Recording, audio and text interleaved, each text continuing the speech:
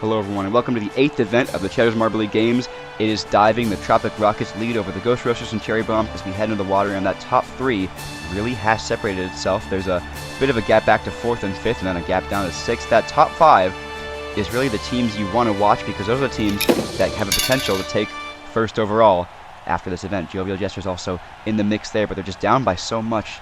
They probably won't be able to pass the Tropic Rockets, who are first to go here with a respectable run, it looks like. I'm not sure if that's 12 or 13. It will come out to 12 points. That one on the right side settled on the 2. If it was 3, that would tie 13, which is the best score we saw all qualifiers. So we know that if you get in that 13, 11, 12-point range, you should be good. But now the quality of the competition is a lot higher than the qualifiers because the bottom 6 had been eliminated. A lot of the teams that did poorly in diving, consequently, did not make the main tournament. So you're looking at a 12 being a good run. That was a 10 for the Galactic Gliders. That's not what they wanted there, but they did get a 5, so they will win a tiebreaker on 10s, I would imagine. Lots of 3s here for the title leaders. All 4 of them look to be settled on the 3 zone there in Heat 3. It is 3-3-3-3 for the title leaders, who go to number 2 overall, not number 3. They are second after 3 heats, and the Jovial Jesters up next.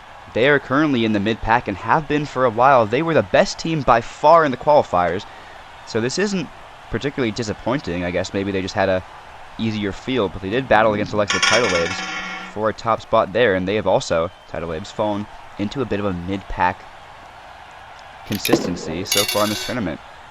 Jovial Jesters go to second after 4, but here is Heat 5, the Cherry Bombs, and a lot of fans watching them. Look at that last marble just taking a leap from that number 2 zone to the number 3 zone to get an extra point there and send the Cherry Bombs into first with a score of 13.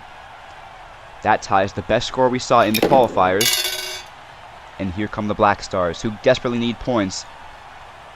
Is they going to that one marble curls off of the 4 and back onto the 2, potentially even into the 1.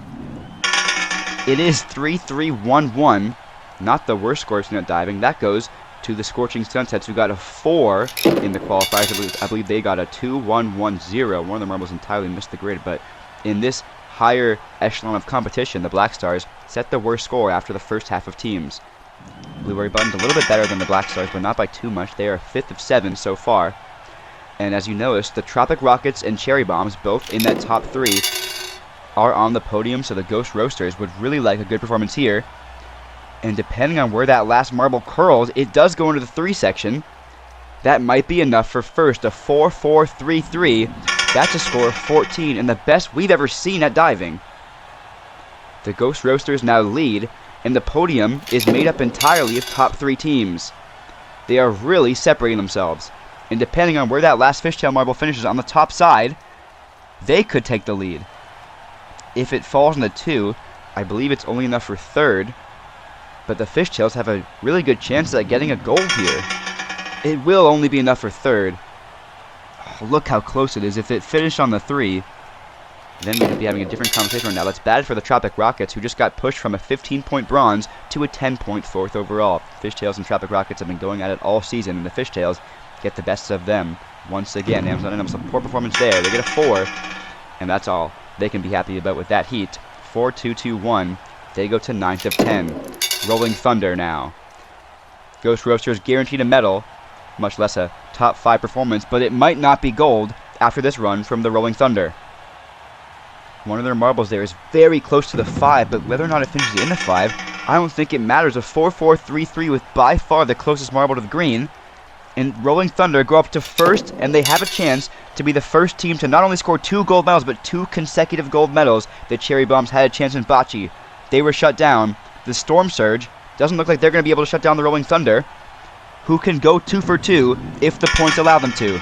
It's only enough for 5th, so the Rolling Thunder cannot be denied. They did it once in Funnel Endurance. They run it back, and they become the first team to do it twice back-to-back. The Rolling Thunder are your gold medalists.